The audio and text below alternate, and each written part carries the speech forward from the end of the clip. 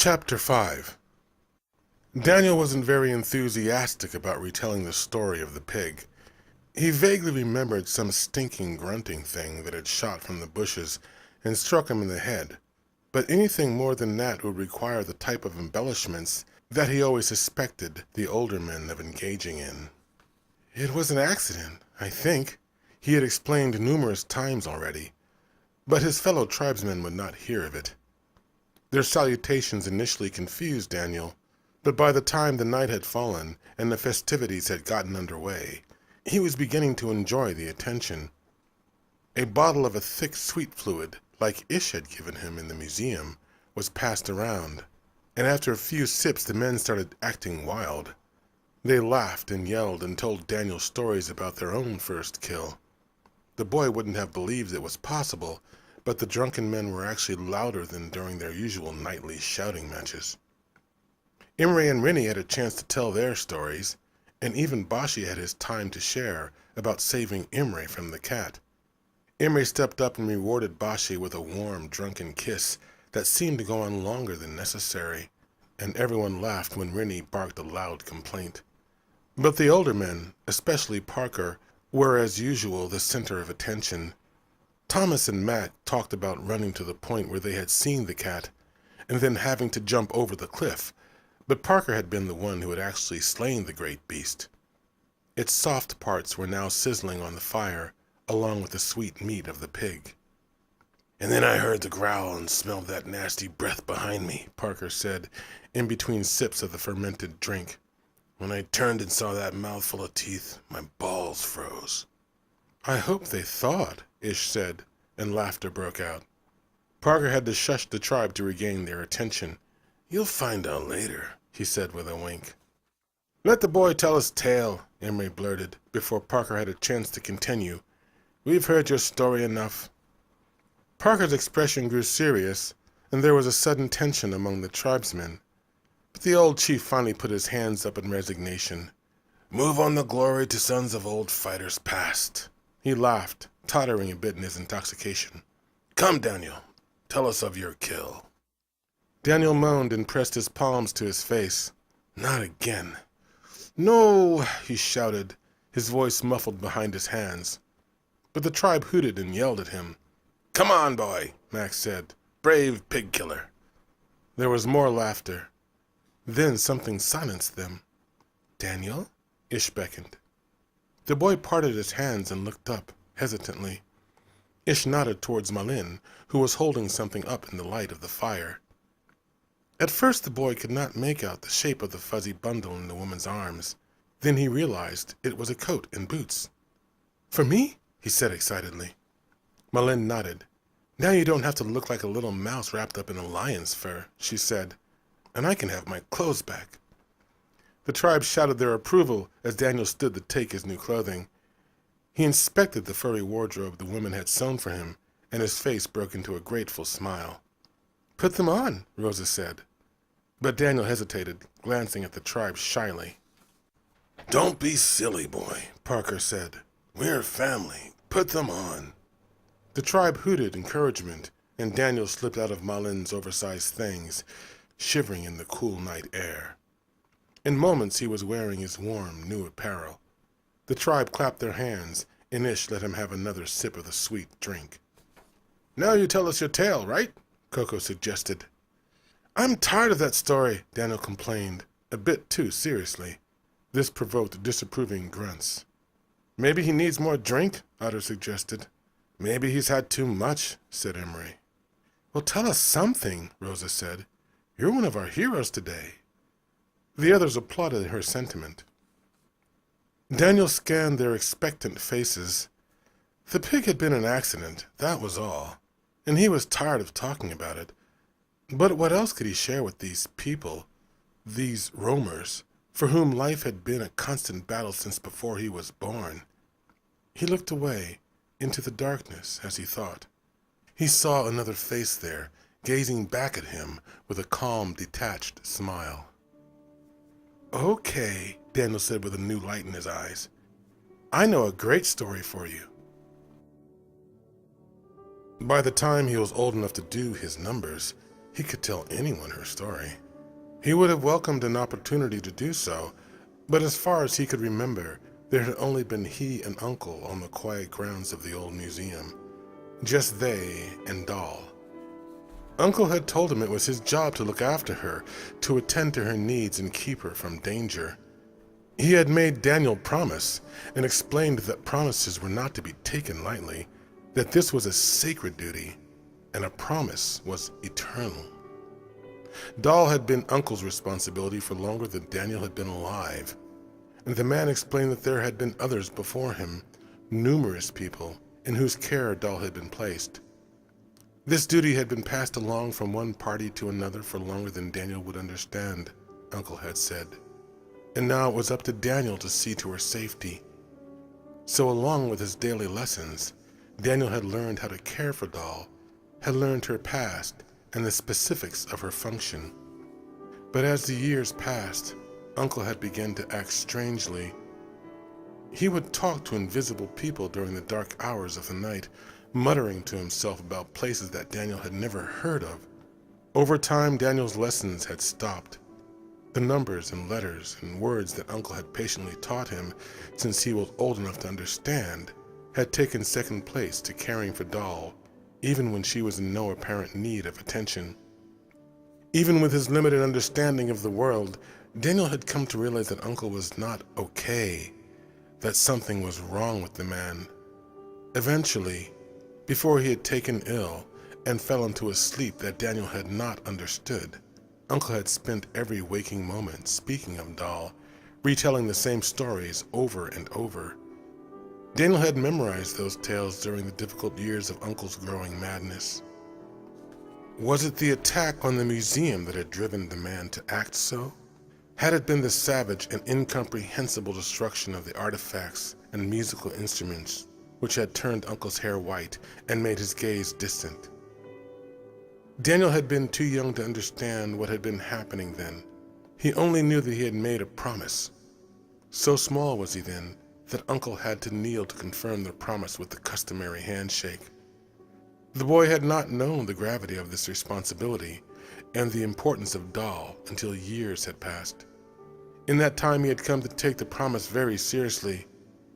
He would protect her at all cost. "She is special, Daniel," Uncle had explained. "One of a kind, a treasure." "A long time ago, she used to be a doll," Daniel started, realizing he wasn't entirely sure where to begin.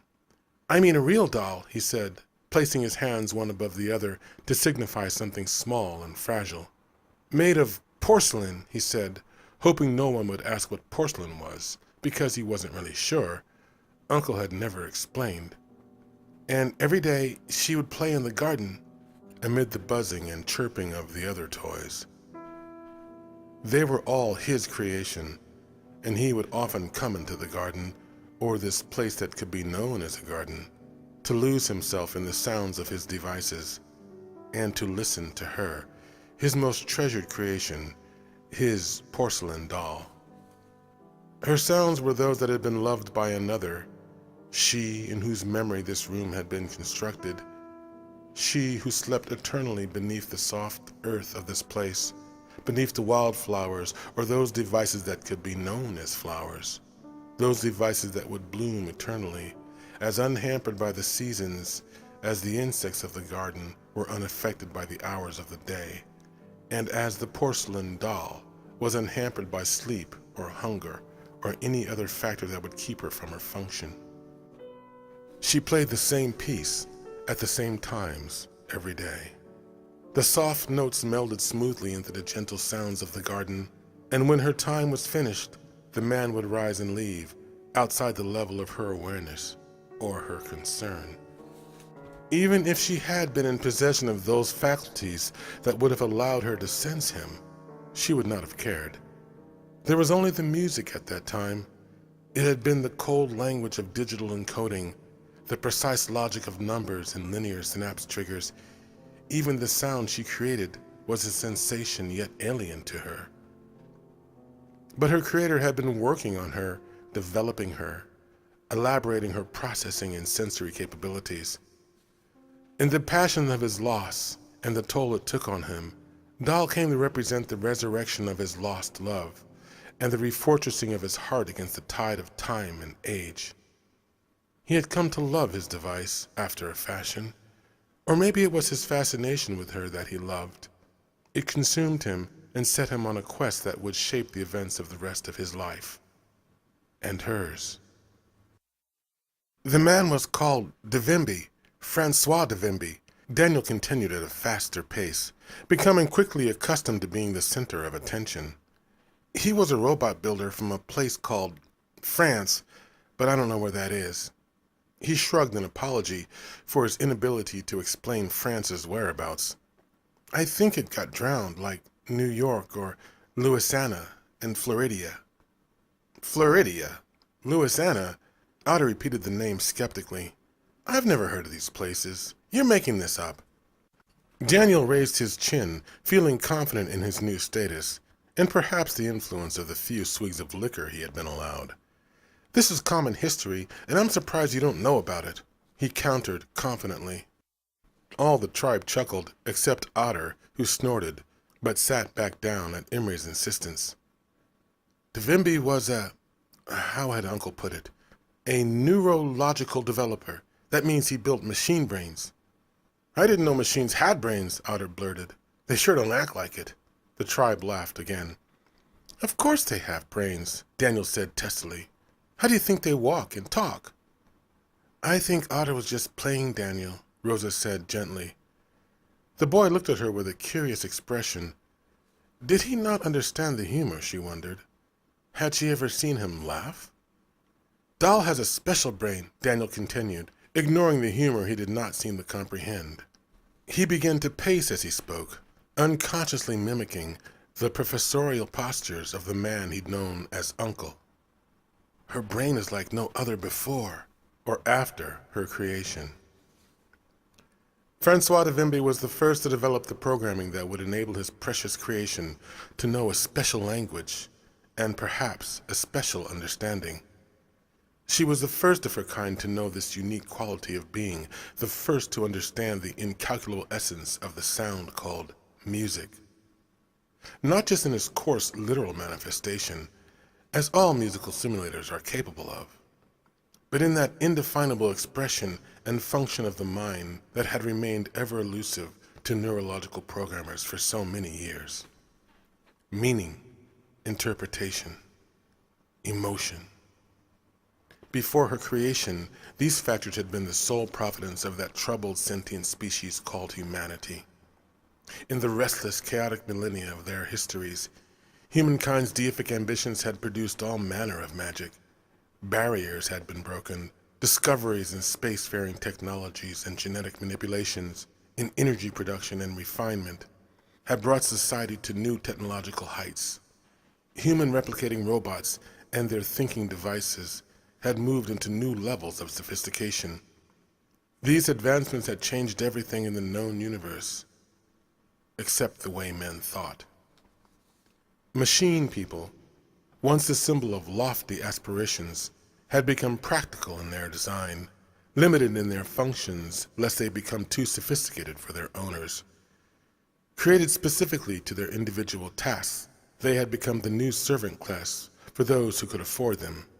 And in the line of social hierarchy, theirs were the menial and laborious duties that had been the sustenance of the struggling and abused working classes for centuries. Due to this, the complex relationships between the shelves upon which the groundwork of society was built had shifted. Eventually, these frictions had created fissures in the functional apparatus of the civilized world. The resulting turbulence had brought the progress of the technological world to a halt, and then to complete cessation. It was a quake that spawned wars and starvation. It was the beginning of the end. But Doll knew nothing of these events, and would not have been concerned about them if she had. She only knew her function, and it was all that mattered. It was very difficult for him to get her to work right, Daniel continued. When he first built her, she played only from programs and data files, just like any other machine would, but then he decided to make her better. The Vimy didn't want her limited to preconditioned responses. He wanted to build a machine that had its own... He paused a moment, trying to remember. Interpretive character, he said excitedly when the words came back to him.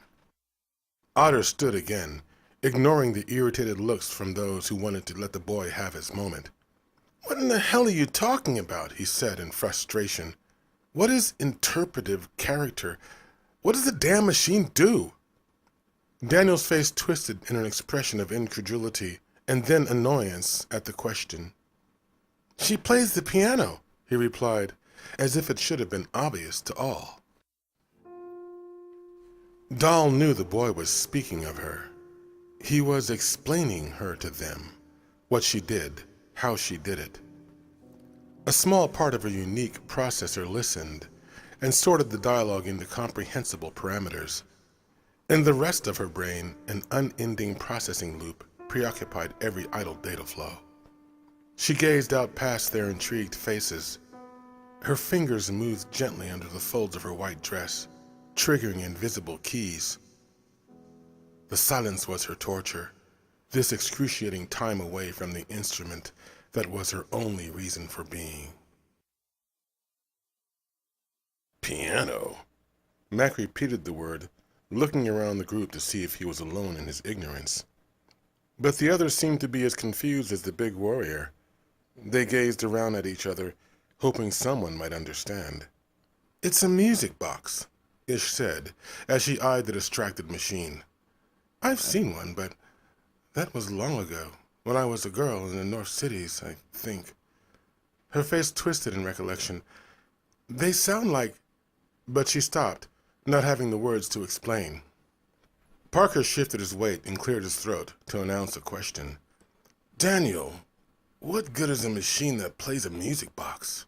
he said, after futilely pondering a better way to frame the question. Imre chimed in. "Yeah, machines are for building and digging, right? Carrying packs and things." There were some grunts of agreement to Imre's point, although none of them could imagine the fragile-looking doll performing such duties. "And there were fighting machines," Coco said, as if he was the purveyor of some rare information. "There were ones built for killing. They were almost impossible to beat." "They did numbers, too," Malin said. "And humping," she added quickly, beating Otter to the punch. Mac laughed and made a lurid thrusting gesture with his hefty body. All the men joined in, grunting and twisting their faces in mock ecstasy. Ish smiled, but she shushed them when she noticed Daniel's quiet agitation. Daniel was feeling a new reservation as he stood before them. When the laughter died down, he opened his mouth to answer, but realized that he really didn't have a response to Parker's question. Uncle had never spoken of such matters. Doll's value was presumed. Uncle had never lived in this other world, this world that Daniel was only now learning of, this mysterious expanse that he'd seen only through the windows of the museum. He was just learning what kind of world it was, and what kind of people populated it. But how would Doll live in a world like this, among people that didn't understand the importance of her function? He eyed them quietly, sensing that her safety depended upon his answer. He had promised. He chose his words carefully. "She is a treasure," he said slowly, punctuating each word. Uncle's ceaseless monologues ran through his head. "She's the only machine to ever have her own sense of musicality." Uncle's words are coming back to him quickly now. He stepped closer to the tribe as he spoke. "She is as much a treasure as the music she creates, and there are few this day and age that will appreciate what that means, but I do. Her creation was the end result of years of toil and striving, and that is why she must be protected at all costs." They were quiet now, watching him, following his every word carefully. He did not know how odd he was to them, nor how intriguing. He would not yet understand how even those who distrusted his precocious manner and piercing blue eyes, those whose patience was wearing at his assuming tone of voice, were drawn to his words and drawn to him, and how he was now drawing them to her. "If you could hear her play, you'd understand," Daniel said. "You've never heard music like this." It had never been set to open interpretation by neural simulating processors. There were the machine people performers in the malls and entertainment venues, in the public forums where the unions and business owners had bargained away the protection of human artists. But even at their high level of sophistication, they were but glorified automatons articulating notes in the precise mimicry programmed them. Doll was different. Francois de Vimby had created the most elaborate thinking machines for use by public and private concerns. The results of his works were to be found in everything from lunar construction bots to street-level prostitute models. The gamut of society's functional thinking devices used logic and processing protocols that he had either created or influenced. But Doll had been his crowning achievement, and his most personal. After the passing of his beloved wife, it was in Doll that he had invested all of his time and passion, certain that he had inadvertently stumbled on a process that would allow artificial intelligence to begin to reason completely on its own. And he had done this through the language of music, music born of love and loss. Yet his success had been limited. For years he had struggled in this process, and Doll's basic design had been revised time and time again. Her brain was removed from her tiny porcelain form, and then reinserted repeatedly as he worked. He had kept her sensory functioning limited at first, to keep irrelevant environmental data from distracting the sensitive interpretive processors in her head. Intent on being the first to bring artificial intelligence into the realm of sentient processing, he had been forced to create various mock designs as decoys for competitors who tried to mimic his methods. But in the end, it was the works of another that would complete de Vimby's efforts and bring his doll to life. In his graying years, after decades of frustration, Francois had heard of a man across the risen oceans, an American CEO of one of the largest and most innovative robot builders on the planet. The organization's work was as well known as his own, and they had crossed a crucial barrier in the function of machine processing. The man had created a robot that knew love. When de Vimby read this, his heart raced. This had to be the missing element, the undefined factor in Doll's maturation. Emotions. It was the one thing he had not even considered. A communication was sent across the net. Having programming problems of his own, the American had been intrigued with de Vimby's project. Phone calls and arrangements were made, and the man had flown across the risen oceans to see for himself de Vimby's efforts. They had gone into the garden and listened quietly as she played. De Vimby whispered during this short piece, outlining the subtleties of what was happening, explaining the nuances and the differences between her performance and the automatic renderings of basic performance simulators. When it was over, the American was excited, enthralled. A bond of mutual admiration had been built, and the men shared ideas excitedly, unofficially becoming associates in her development. "You must bring her to America," the man said before he left. "I have an entire network of programmers at my disposal." Excited for the first time in years, de Vimby had agreed immediately. Days later, he came into the garden one last time to listen to her play. Then he shut the garden down and took her from her podium into the withering world, over the great oceans to America, to what was left of the greatest of her sunken cities. It was there that, for the first time, Doll would come to know the element for which she had been constructed in its real form. It was there that she would feel the oral embrace and the magic of sound. The tribe was silent as Daniel spoke, hanging on his every word. His story took them to a time that they could not have known, a time when machines were still alive, when the great towers glittered against the night and flying crafts filled the skies, leaving trails of luminous vapor above the earth and the waters of the great oceans. But Parker waved his arm, interrupting Daniel's story. "The rest can wait," he said. "We have to clear the hills tomorrow, and we have new weight to carry." He nodded to the remains of the pig and the cat. There was genuine disappointment in the faces of the others. Even Otter, who had been the least receptive to the tale, had become entranced. But they knew Parker was right. There was a long way to go and a lot of work to do.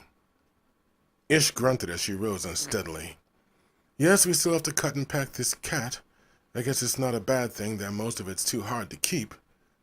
She picked out Otter and Rennie and said, You two can get to that." The young men grumbled but obeyed.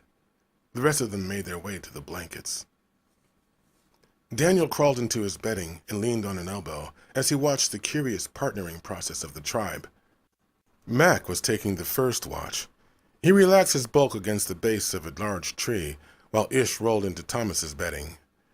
Rosa slid into Parker's fur. The two whispered and giggled, and the blankets began to move rhythmically in the firelight. Coco spoke softly to Malin, who turned away with a flick of her wrist and sidled up to Imre. Imre felt her against him and faced her with a knowing smile. Then the two walked to the edge of the camp and were soon rolling over each other under the thick coating of Imre's fur. Coco cast a long glance at Bashi, who had wrapped himself in his fur, but the young man only frowned back and covered his head quickly. Daniel laid back and pondered this. He gazed up at the starry sky, feeling a new anxiety in his heart. After a moment, he called to Doll to lie down beside him. The machine woman knew what was expected of her and obeyed quietly. Daniel snuggled his back to her, tucked his legs up like a child, and wrapped her arm over his shoulder. He laid his cheek down against her hand, and the flicker of a memory crossed his mind. When he was small, another gentle arm had embraced him like this. It was soft, like Doll's, and he vaguely remembered a warm kiss on his cheek, long strands of golden hair tickling his face and shoulders, and a gentle voice laughing and singing to him, then telling him goodbye. The recollection forced a tear into Daniel's eye, and he pressed tighter against Doll, the only mother he had ever known. He fell to sleep in the machine's gentle embrace. The boy had wrapped himself in her arms like he had done when he was small, after the golden-haired woman had wandered in from the wastes and left him in the museum with the lonely man he had come to know as Uncle. The boy's cries had filled the museum for hours that night, keeping the man awake. Uncle had grown angry at first, but then Doll heard him singing and cooing, doing his best to calm the little abandoned boy. Eventually the man had brought the child to her and told her to hold him. She had not understood. She had nothing of this in her database. Such things were not among her specified functions. So the man had laid Doll in the blankets that he had set out for the child and wrapped the boy in her arms. "Stay that way," he had ordered as he walked back to his own room. The child had struggled and whined at first, but soon he quieted in her gentle grasp. She had watched curiously as the small boy stuck one of his little digits into his mouth and began to suck on it, humming some low whine all the while. Then he fell into a deep sleep. Doll recalls this night clearly, the first night the boy had dreamt in her arms. She is unable to retreat with him to that place of dreams, so she lays quietly, feeling him breathing against her, just like the first time so long ago, and so many times since. And just like those other times, she wiped a hand across his sleeping face and felt the wetness under his eyes. She rolled the moisture in her fingers until it was absorbed, wondering from whence it came and why.